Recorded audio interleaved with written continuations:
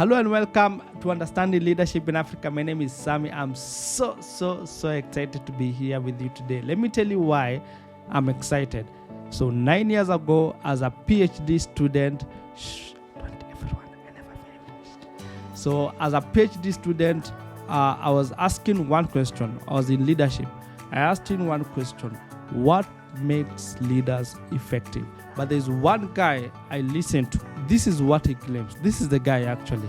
This is what he claimed. He claimed he not only knows what makes leaders effective, he can measure it. Wow.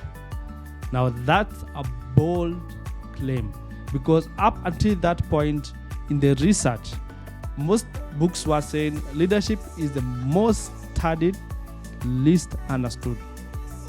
But that's not the case. He understands what makes leaders effective, and he can even measure it. So I got very curious. I went to South Africa to be certified just to understand these bold claims. And there were three things that could happen. As we say here in Nairobi, mambo ni matatu. Number one, I could either lose money by going to South Africa, getting certified, and this thing does not make sense.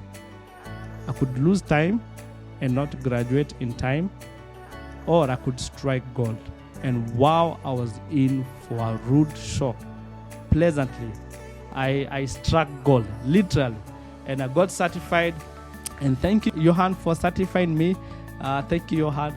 And from that day, I made a commitment. And that's why I never graduated with PhD. I will commit my life to develop leaders from the inside out. And every year since then, we have, through a certification, we had one in 2018. This is the first cohort.